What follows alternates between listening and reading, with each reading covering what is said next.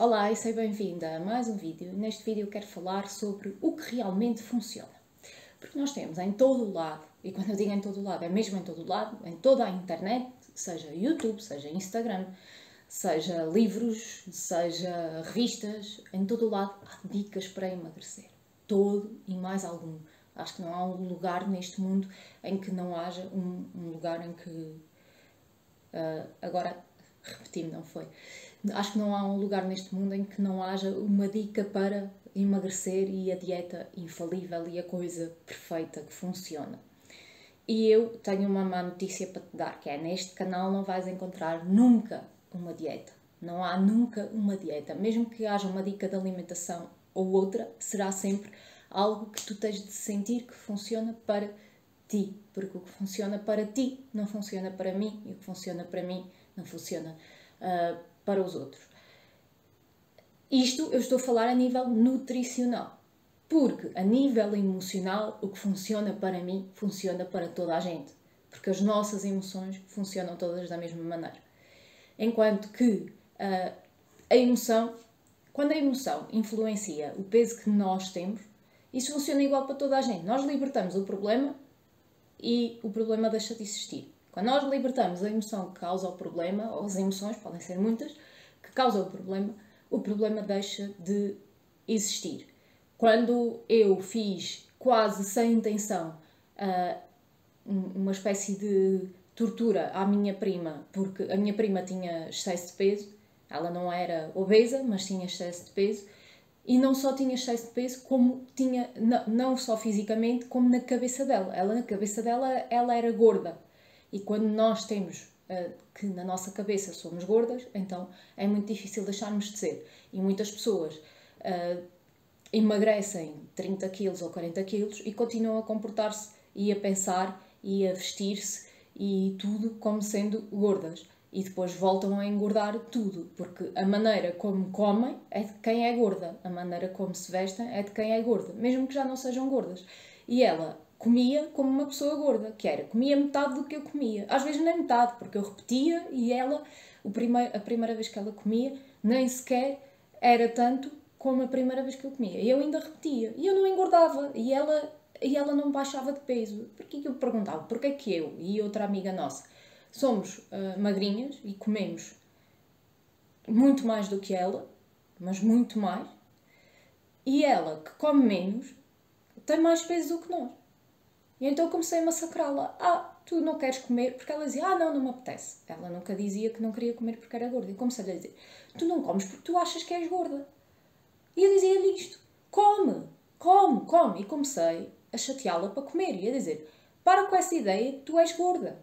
Quando tu achas que és gorda, isso nunca vai passar. Come como uma pessoa normal. E ela começou a comer como uma pessoa normal. Claro que à parte disto também lhe fiz terapia para procurar as causas. E ela emagreceu a comer o dobro. Eu agora vê-la comer, ela come mais do que eu. Quando às vezes jantamos juntas, muitas vezes, ela come mais do que eu, de facto. E o que é que aconteceu? Ela perdeu peso. Ela hoje tem um peso... não é igual ao meu, porque ela é mais baixa, ou se calhar até é, não sei, mas porque eu não sei quanto é que ela pesa, mas ela emagreceu, ela agora é magra, é normal, eu não gosto de dizer magra, porque magra para mim já é baixo peso, ela é normal, ela hoje é normal, não tem excesso de peso e muitas vezes come mais do que eu, se calhar às vezes em casa come menos do que eu, não sei, mas sei que ela emagreceu quando parou de se comportar como uma pessoa gorda. E isto para dizer o quê? Que a nível emocional, quando nós resolvemos as causas e quando nós trabalhamos a parte emocional do excesso de peso, funciona igual para toda a gente. Mas depois, a nível nutricional, há dietas que funcionam para umas pessoas e para outras não. Há certos tipos de alimentação que funcionam para umas pessoas e para outras não. Porquê? Porque... o que é que acontece numa dieta? Quando nós começamos a fazer uma dieta, o nosso corpo entra em choque e perde imenso peso. Começa a perder, perde muita água, principalmente porque as pessoas muitas vezes deixam de consumir hidratos de carbono e isso faz com que o corpo comece a desidratar, começa a perder água e também perde massa muscular. Isto é o que acontece primeiro com o corpo, depois começa a perder gordura. Depois, quando se desiste da dieta, porque a maior parte das pessoas desistem da maior parte das dietas, aliás, os estudos mostraram que 95% das pessoas que fazem dieta voltam a engordar. E os outros 5% são pessoas com distúrbio alimentar. Ou seja, este estudo mostrou que 100% das dietas não funciona. 100%. Porque uma pessoa com distúrbio alimentar não é saudável. Então, quando começamos a fazer dieta, o corpo entra em choque. Só que, a longo prazo, pessoas que já fizeram tantas dietas, essas pessoas, para já, estão completamente desconectadas do corpo delas. Não sabem sentir o corpo, não sabem distinguir fome, não sabem quando estão cheias, não sabem quando precisam de comer mais porque ainda não comeram o suficiente. Não sabem nada disso. Há uma desconexão total com o corpo. E o corpo já está imensamente preparado para a restrição. E então, o metabolismo dessas pessoas é baixíssimo, normalmente. Porque o corpo aprendeu a baixar o metabolismo para guardar toda a gordura que conseguir. Vamos imaginar, eu que tenho um metabolismo mais elevado e eu posso comer muito sem engordar, eu posso comer muito, mas eu nunca como em exagero, porque eu estou conectada com o meu corpo. Eu, se comer, sei lá, um prato de arroz com bife, o meu corpo vai pegar nos nutrientes que precisa, vai deitar o que não precisa fora. O corpo de uma pessoa que está saturada de dietas e que está constantemente em restrição, o corpo vai agarrar tudo aquilo que puder para armazenar para mais tarde. Porque aquele cérebro constantemente está com o sinal de estamos em fase de fome, temos de guardar, porque nunca se sabe quando é que vai faltar comida outra vez. E isto acontece em todos os tipos de restrição. Mas isto aqui praticamente não é importante. É importante saber porque é que não funciona, mas não é importante saber para fazer funcionar. Porque no emagrecer consciente descartamos tudo o que é dieta e tudo o que é restrição. Isso não importa nada, não interessa nada, não fazemos nada disso. Mas neste vídeo eu quero falar especificamente tudo isto é importante. Mas muitas vezes há aquela pessoa que vai, eu fiz esta dieta e resultou e foi fantástico e emagreci não sei quantos quilos. E vai outra pessoa, vai fazer a mesma dieta e não funciona. Não funciona primeiro exatamente por isto que estive a explicar. Isto que eu estive a explicar é importante saber. Mas não funciona também por outros motivos.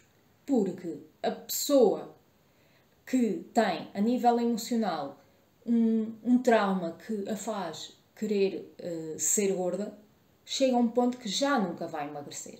Não importa o que faça. Não importa o que faça. Ou vai emagrecer até um certo ponto e depois vai voltar a engordar. Porque o corpo não é independente da mente. E é ridículo acharmos isso, que o corpo é independente da mente. Porque não é.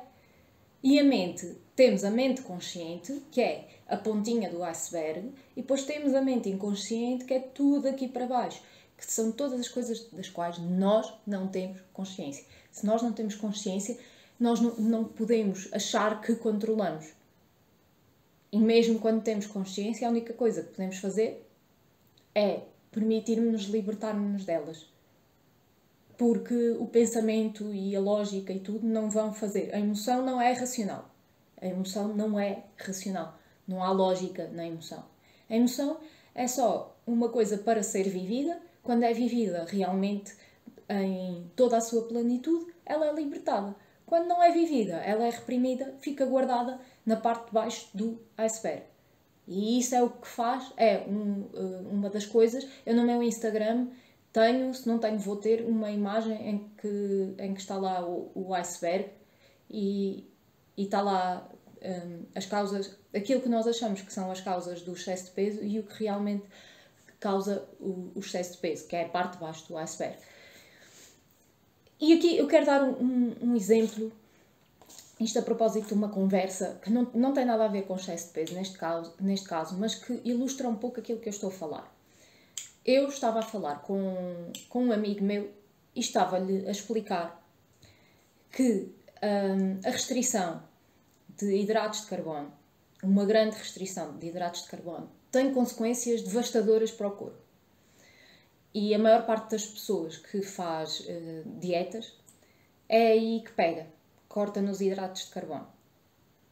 No entanto, eles estavam-me a dizer que seguia um youtuber, ou lá quem era, diabético, que conseguiu controlar a diabetes restringindo os hidratos de carbono. Acho que não totalmente, mas bastante. E conseguiu ficar com os valores completamente controlados e durante muito tempo.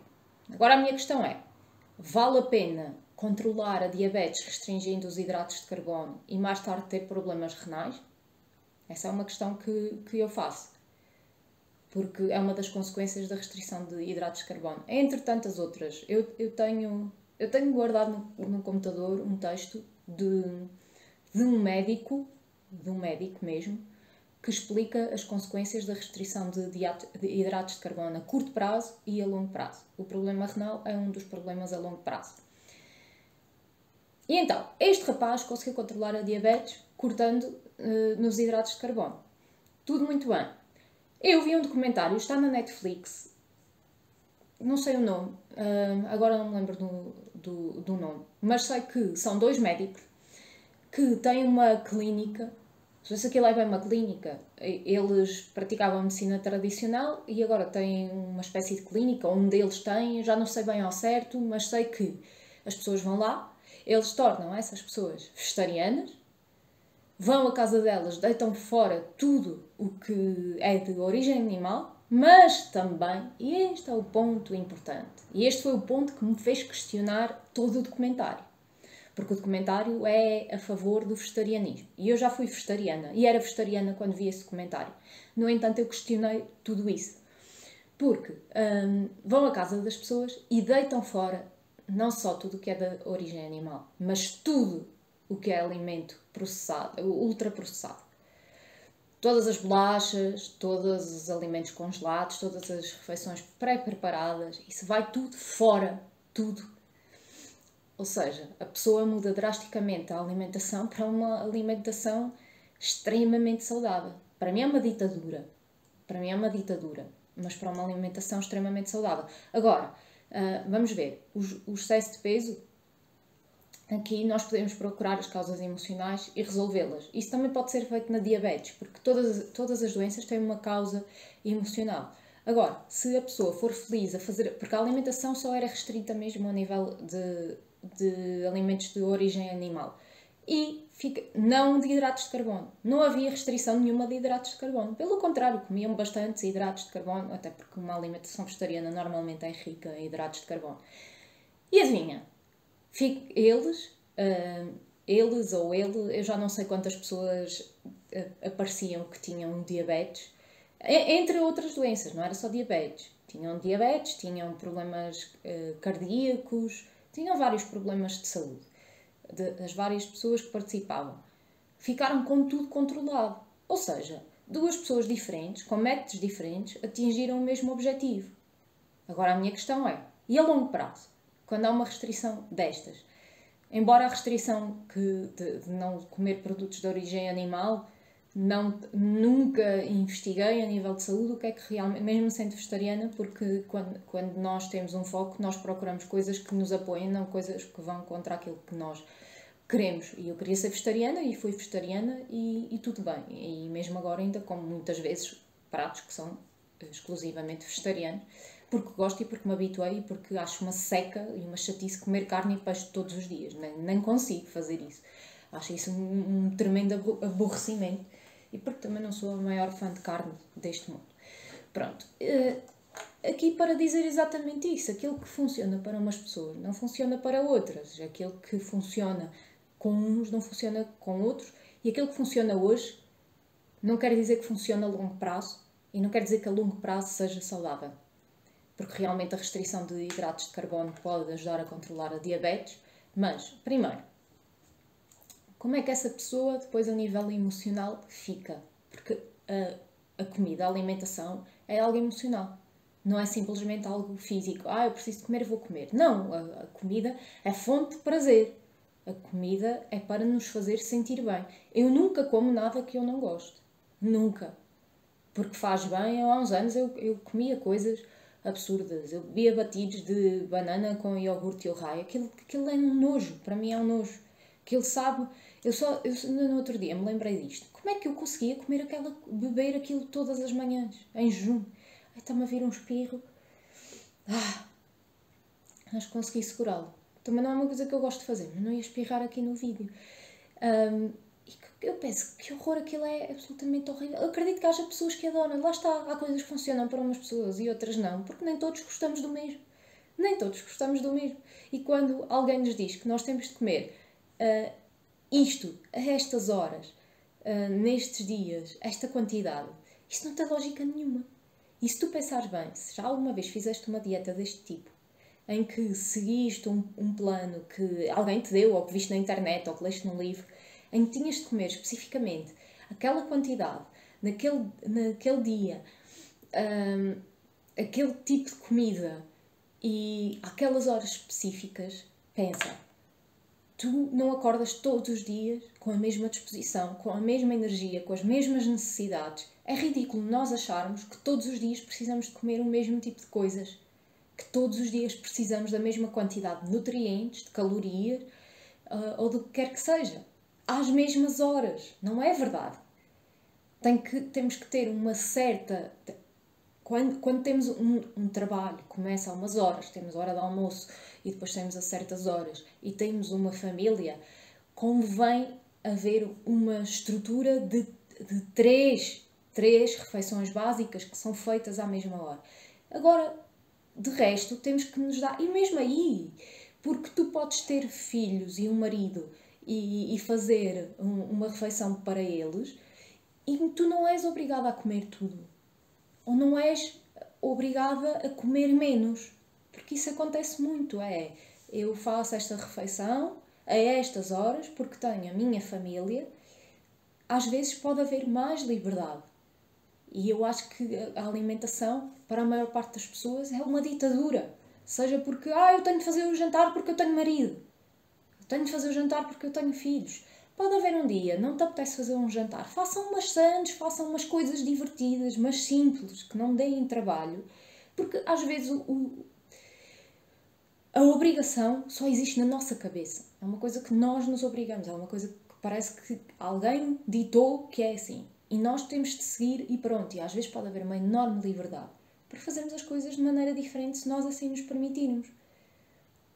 O outro extremo também é ridículo, que é todos os dias ponho uma pizza no forno, ou uma lasanha no forno, ou um bacalhau à brás já pronto no forno, frito umas batatas pré-fritas e faço uns ovos estrelados. Isto é o outro extremo, que é... Quem é que consegue comer assim todos os dias, sem enjoar? Quem é que não se farta? E depois, principalmente quando há crianças, que tipo de alimentação é que nós estamos a dar às crianças em que elas comem todos os dias algo que não é cozinhado em casa, algo que não é feito com amor, algo que não é preparado ali com... Mas lá está, são dois extremos. Quando tu preparas todos os dias uma refeição, porque tem de ser sem amor, só porque é uma obrigação, também falta muita coisa, porque a comida é muito mais do que só um nutriente e o ter que pôr comida na nossa barriga e na barriga dos outros. Pode e deve ser muito mais do que isso. E quando nós encontramos essa liberdade para... liberdade e flexibilidade, para não sermos tão restritas, estruturadas, tão organizadas, e um dia ou outro dar-nos a liberdade de fazer diferente, aí pode mudar tudo. E eu agora dispersei completamente, isto não tem nada a ver com o que estávamos a falar, mas é importante também. De qualquer maneira, estamos com 19 minutos de vídeo. Vou terminar este vídeo por aqui e vou gravar já outro a seguir sobre o quê? Sobre a balança. Portanto, o próximo vídeo é sobre a balança. Até ao próximo vídeo.